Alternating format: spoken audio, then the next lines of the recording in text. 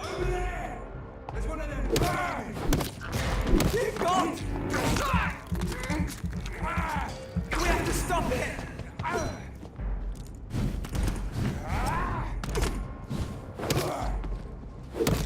Eat this!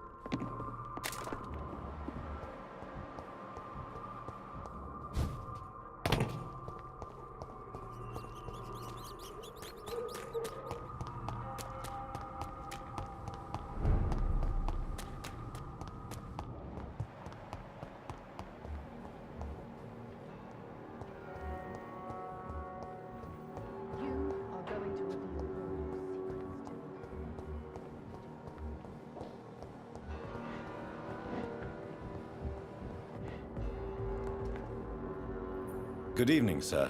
I'm Dr. Reed. I believe we're going to be colleagues. Reed? Yes, I've been informed about your arrival. I'm Waverly Ackroyd. Welcome aboard, I suppose. Does my arrival inconvenience you in some way, Dr. Ackroyd? Let us just say that I don't particularly share Dr. Swansea's enthusiasm for hiring you. What we need here are reliable professionals, not overrated dabblers.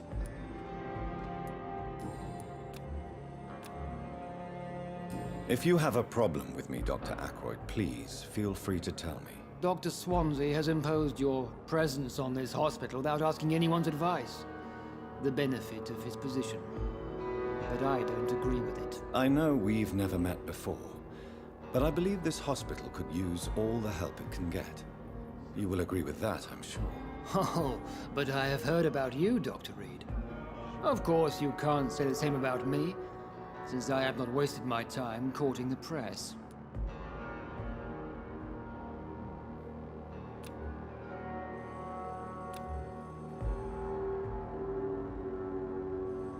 Do you need my assistance? Don't be ridiculous. I'm capable of dealing with this myself.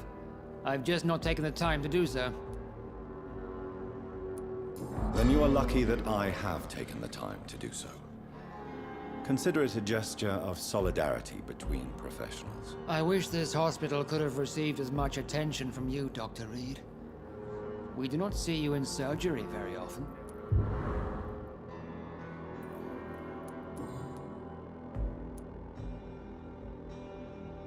Since your tenure in this hospital is longer than mine, perhaps you can tell me more about this place. Let's just say I'm tired of the carelessness around me.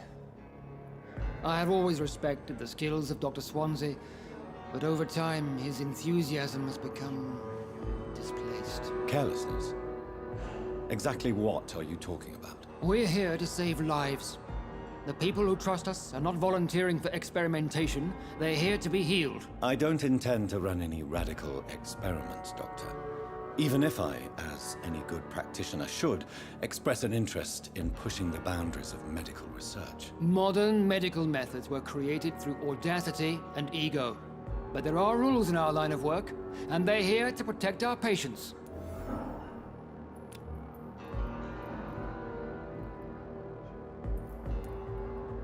If you... Dr. Swan... I know... Oh, There is no need for such animosity between us. Don't you think the epidemic is already enough to deal with? that is one point we could agree on. And that is precisely why I want to be sure that you will be of help to this hospital, instead of a burden.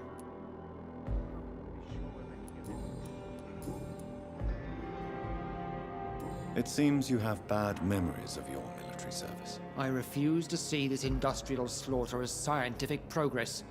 War only reveals the worst in men. We can at least agree on something, Dr. Ackroyd.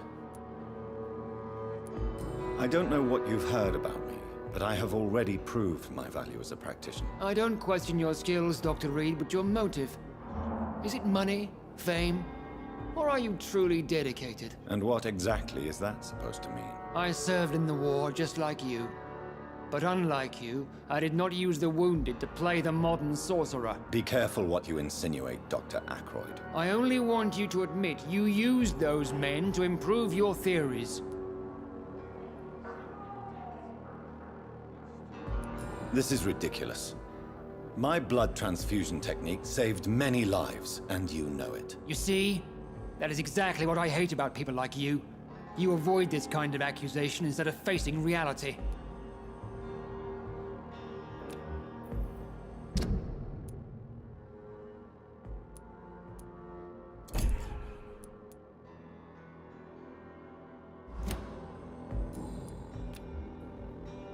Do you need my assistance? Not at all. I'm sure that you are used to gaining people's trust with your impressive skills. Well, it will not be the case with me. Thank you for your time. We'll talk later.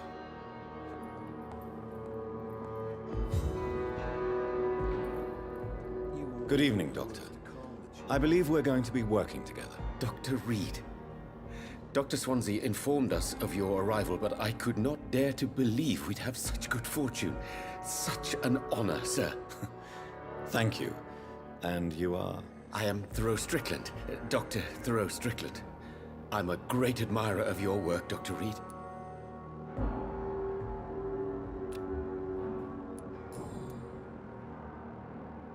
Please, could you tell me something about yourself? I'm a great admirer of your work concerning blood transfusion, Dr. Reed. I run my own experiments. I'm convinced it's the future. What made you choose to be a doctor? I'm not ashamed to admit you and your work have inspired me. I am honored to have the opportunity to work by your side. It's always a pleasure to share scientific and medical knowledge with someone eager to learn. I'll be glad to help you if I can. This epidemic may be the century's most terrible disaster, but I'm convinced that we, as doctors, are the only ones able to defeat it. I based my technique on my mentor's research. He helped me perfect my method. What is yours? I'd rather not talk about it. For now, it's just theories and first approach. My process is purely experimental and unsuccessful. As long as you're cautious and methodical, you may remain empty-handed, but you won't fail. You're not the first one to warn me, but I am convinced knowledge is the main weapon against the ravages of this epidemic. What can you tell me about the Pembroke? Well, it has always been an honor to work with Dr. Swansea. But with your arrival, I can't think of a better opportunity to learn about blood transfusion. You seem quite optimistic. It's a rare and precious attitude in these difficult times. I'm convinced that this epidemic is a test of endurance and dedication for us men of science. Questions remain about our capacity to resolve the situation. True, true. Last summer, during the first wave of the epidemic, I used to joke with Milton about the extra work. We're not smiling now. Do you need help with anything in particular? Well, yes, maybe. I'm waiting for a batch of products I ordered for my personal research, yet my supplier seems to have vanished. Do you want me to play the errand boy for you? Oh no, Dr. Reed. But if you went personally to his shop, what with your reputation and all, he wouldn't dare to refuse the products I need. I see. Well, give me the address, for I may pass by if I have time. What do you think of Dr. Ackroyd's aversion to modern medical methods? It's a shame he's so narrow-minded. Dr. Swansea taught me that science is about exploring uncharted territory. I'm convinced that's true. With the influenza and all that's going on, you should put your differences aside, don't you think? Why is it so difficult to work together? I believe that if Dr. Ackroyd had been the one to discover the transfusion process, he would be the first to recommend its use. So you believe it's just a question of jealousy and pride? Dr. Ackroyd is as proud as he is blinded by his obsolete concept of medical science.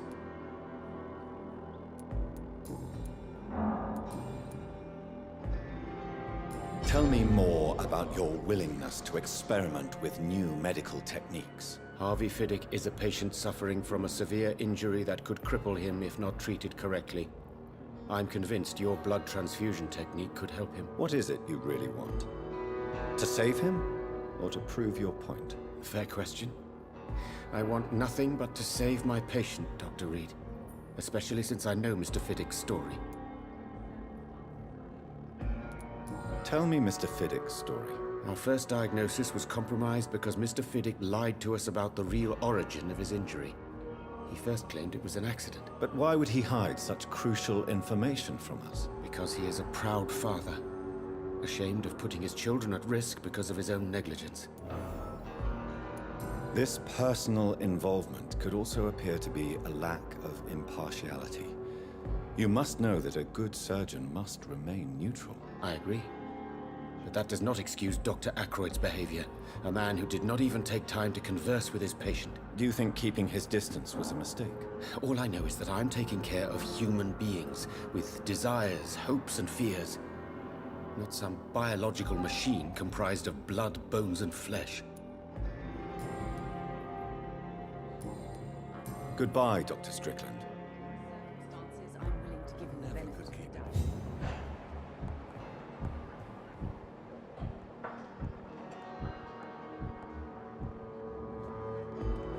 Good evening, sir. I'm Dr. Reed. May I help you? I don't know if a third opinion is needed.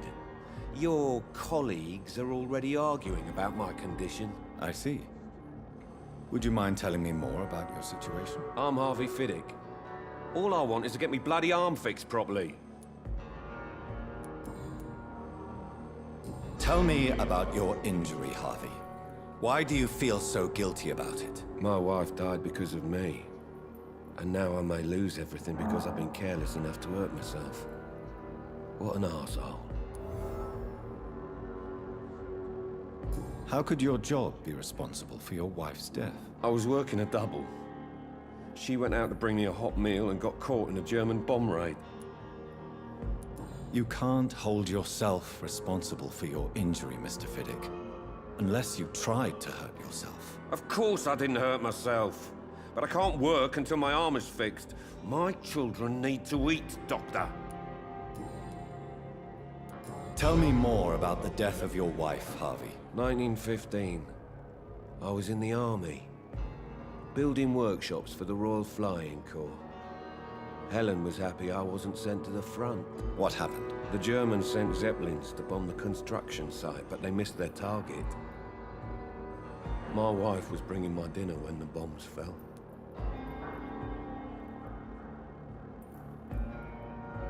I'm sorry for your loss.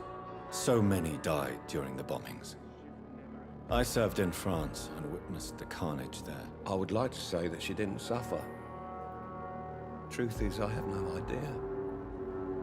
I just know that I'm all that me kids have. Poor little bleeders. How are your children after losing their mother? They were smaller then. The only good thing about this is my Helen didn't bring them with her that night.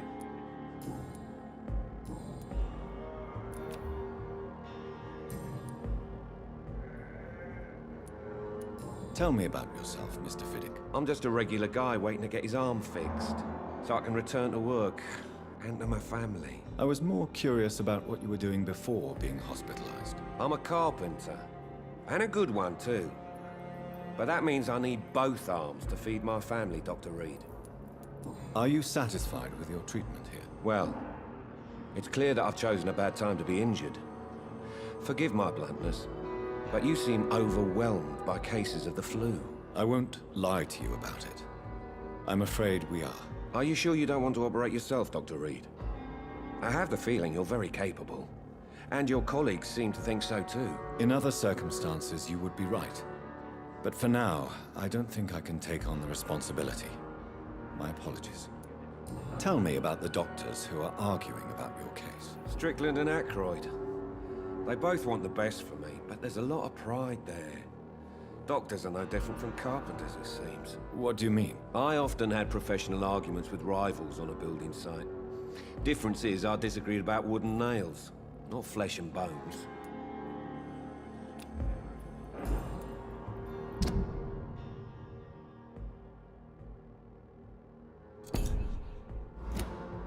Goodbye for now, Mr. Fiddick. I'll see you later. I will not let you down, Mom.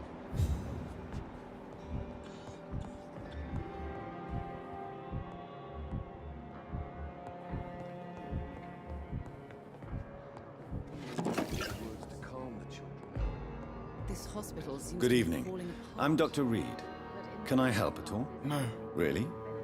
Why are you here then? I don't want to talk. My throat hurts too much. I suppose that this pain is the reason you're here. Is someone taking care of you? Yes. And no. Could you at least tell me your name, sir? Mortimer. Mortimer Goswick. How painful is your throat, Mr. Goswick? So painful I'd rather not talk at all, Doctor. I'll let you get some rest then. Good evening, sir. Doctor.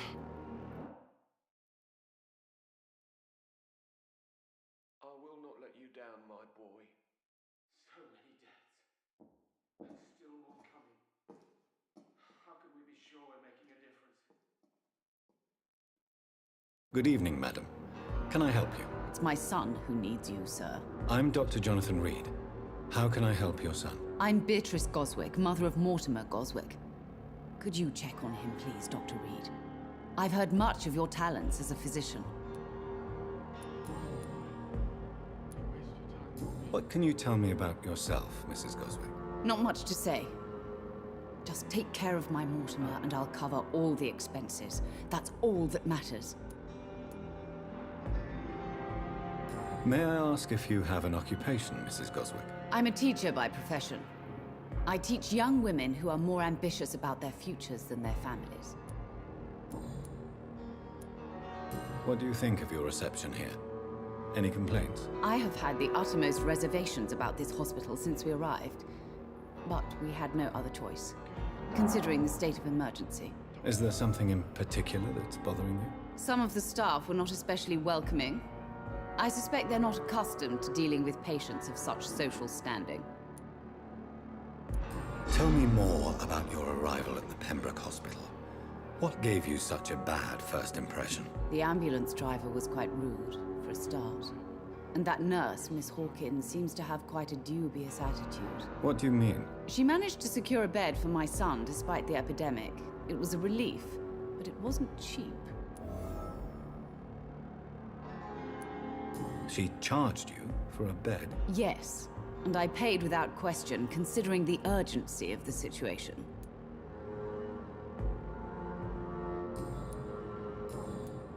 Goodbye, Mrs. Goswick.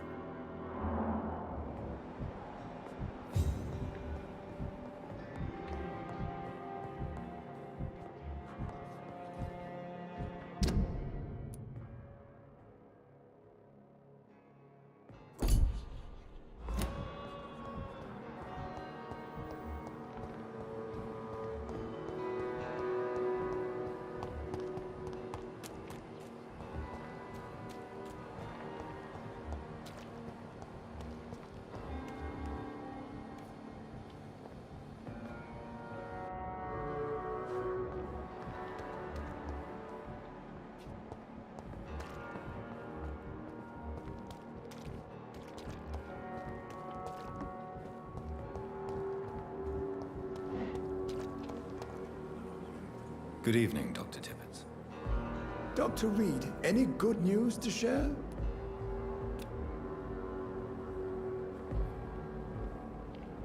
Goodbye, Dr. Tibbets.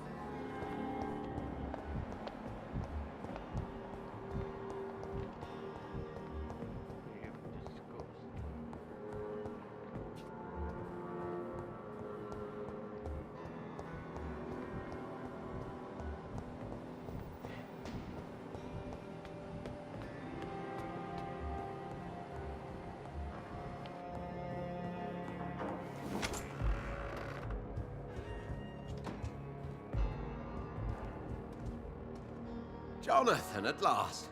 I've been worried sick.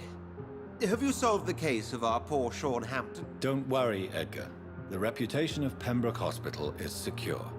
Sean Hampton was not the guilty party. Is that true? Oh, good news. Good news indeed. Does the name Old Bridget ring any bells? I'd never heard of her. Why? A patient of ours? I must confess, I don't know them all. No, it's just someone I recently met. A fascinating woman. I had thought that perhaps... By the stole, Jonathan, you've met another vampire. I would appreciate an introduction, if that's the case.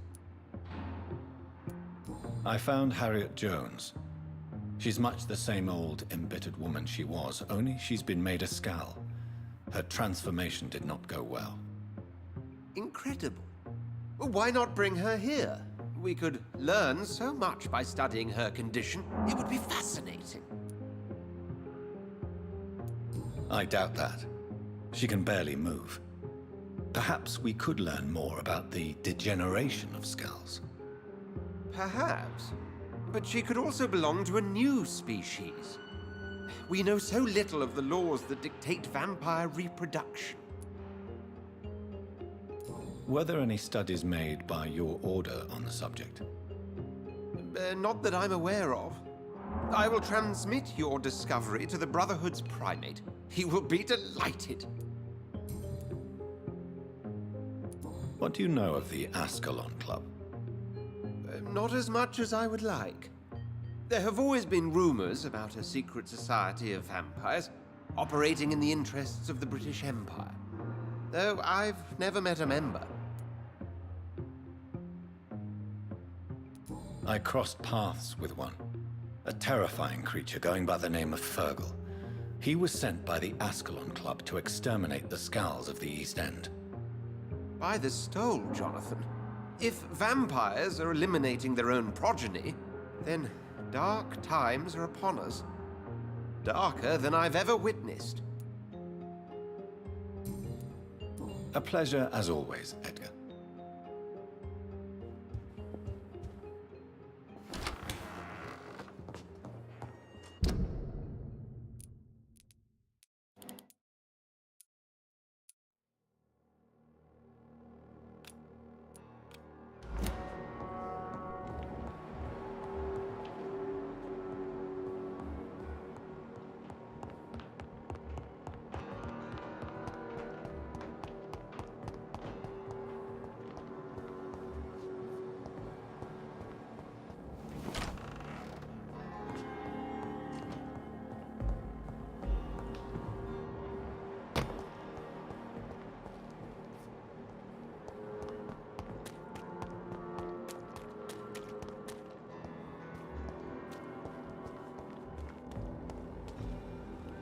Good evening. I'm Dr. Reed. Always a pleasure to meet a colleague, sir. Especially when he was supposedly dead. A colleague. Are you a doctor too? Not anymore, sir. I used to be Dr. Rakesh Chadana. Now, I'm just Mr. Chadana, pawnbroker and humble guardian of this morgue. What do you mean, you used to be a doctor? Was your license revoked? No, sir. It is just that I like to be precise. I run a little pawn shop while taking care of the dead. But I used to be a real doctor.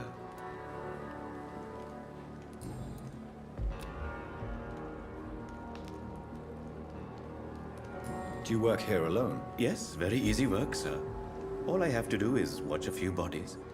The situation was very different when the main morgue was still open.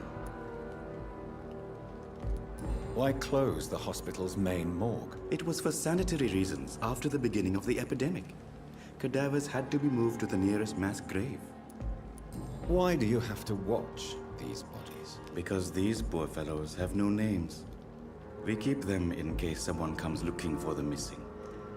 Sadly, very rarely happens. Are you afraid or uneasy being surrounded by so many corpses? Why should I? These bodies are empty vessels. Flesh left to decay. Poof. No soul anymore. All gone. How did you get this job? After I left the army, I worked as an undertaker down by the docks. A dangerous place with many an unpleasant business there. Milton Hooks helped me get a job here. An interesting point of view. And quite an exotic one, too. Most people fear, or at least have a respect, for dead flesh. Sir, as a medic during the war, I learned to face my death and the death of others. It's the pain we have to tame, not death itself. Have we met before? I don't think so, sir. Why? When we first talked, you said you were glad to meet me since I was reported dead. Funny story, sir. Your sister came here a few nights ago. You were missing, and she was looking for your body. She must be very relieved now. Do you need medical attention? Well, the proximity of the dead is not the most healthy company, even if the quiet can be appreciated.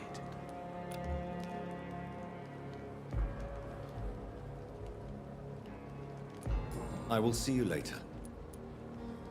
Goodbye, Mr. Chidana.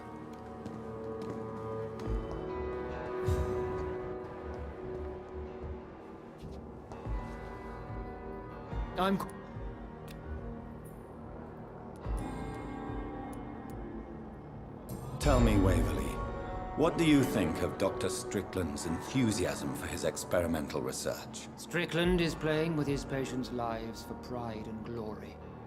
Now that, sir, is unethical. Are you thinking about something in particular? Harvey Fiddick needs delicate surgery. I believe we should stick to the usual procedure, but my young colleague obviously disagrees.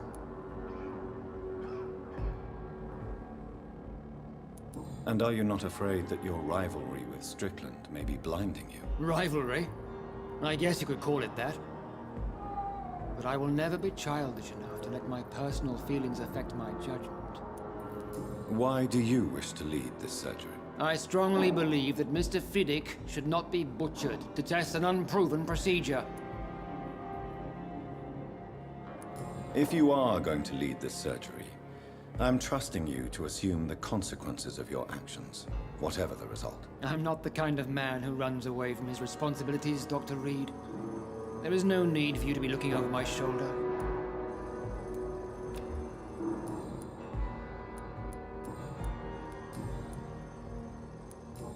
Thank you for your time. We'll talk later.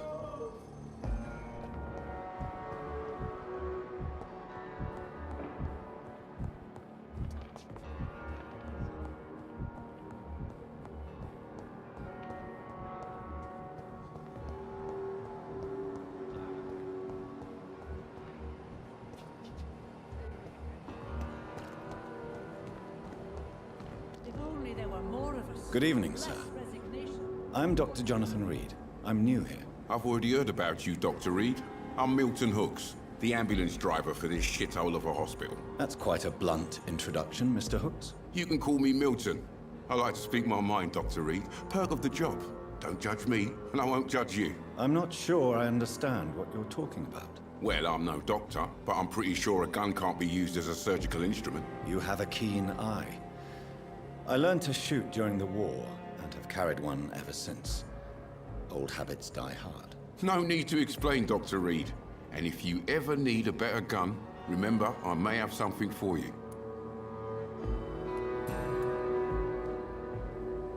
How is the situation around here? You want to hear the situation is all right? It's fucking awful.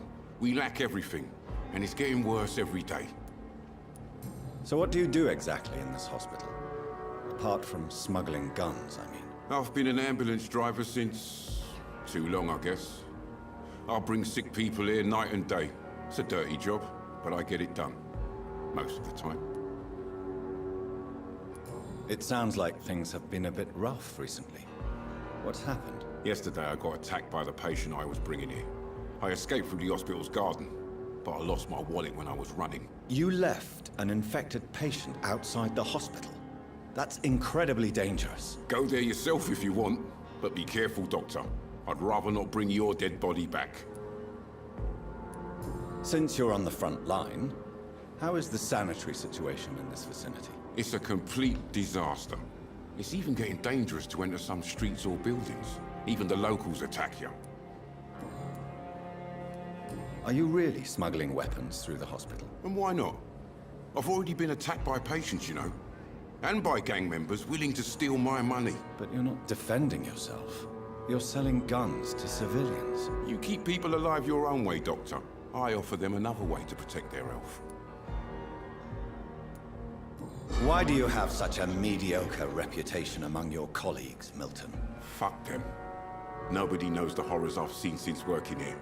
This city was sick long before the epidemic, Dr. Reed. I know it's a difficult task, but correct me if I'm wrong. Is this not the job you are paid to do?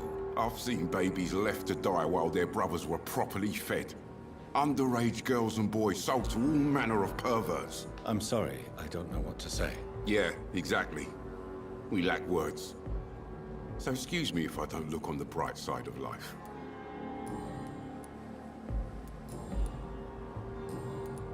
I have some good news, Milton. What? The epidemic's over? I retrieved your wallet, with all the money, and a certain picture. Well, yeah, Pippa Hawkins is my girl. So what? Is it the difference of skin color that bothers you? Not at all, Milton. Good. Please, take this money anyway. To remind you to keep your mouth shut. Not everybody is as broad-minded as you, Dr. Reed.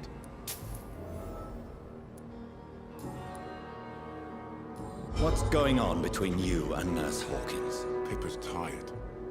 Tired of all this shit. Tired of all those corpses piling up. She's as depressed as I am. During the war, I witnessed a few couples just like you come together in difficult circumstances. It can be very damaging. Maybe you're right. But we support each other. And that's all that matters.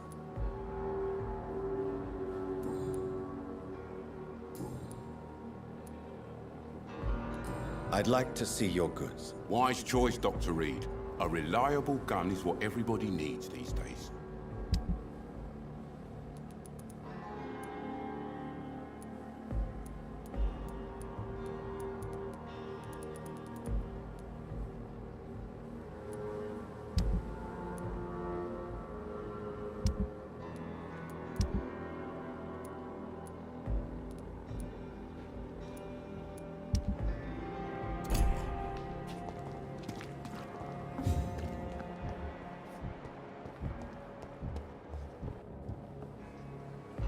It is good to see you again, Jonathan. How are you? I'm better than one might expect, Lady Ashbury. Dr. Swansea has asked me to investigate the recent disturbances in the hospital, caused by skulls. Really? What do you mean? I discovered the most intriguing skull. An elderly woman answering to the name of Old Bridget, and a man who helps them remain hidden in London. Old Bridget? Peculiar name, I've never heard of her. According to Old Bridget, Skulls can lead a peaceful existence like us. They are even able to nourish themselves by feeding on corpses and the flesh of the dead. How vile. Please, Jonathan, let's change the subject. Skulls of London have gone into hiding. Both mortals and immortals plot their extermination. Yes. Skulls are the orphans of the Vampire Society. They are the shame of their genitors. A disgrace to the vampire that created them. There is something ominous closing around me, Lady Ashbury. Something spies upon me from the shadows. Something cruel and wicked. Whatever do you mean, Jonathan? Do you suspect someone? I don't know, Jonathan. I steer clear of vampire politics, especially whilst hunters roam the city's streets. If Sean Hampton and Harriet were not the guilty parties, then who? I saw the bodies and the blood. Your rebirth has not gone unnoticed, Jonathan. Be extremely careful. If you get in the way of an immortal's plans... Goodbye for now, my lady.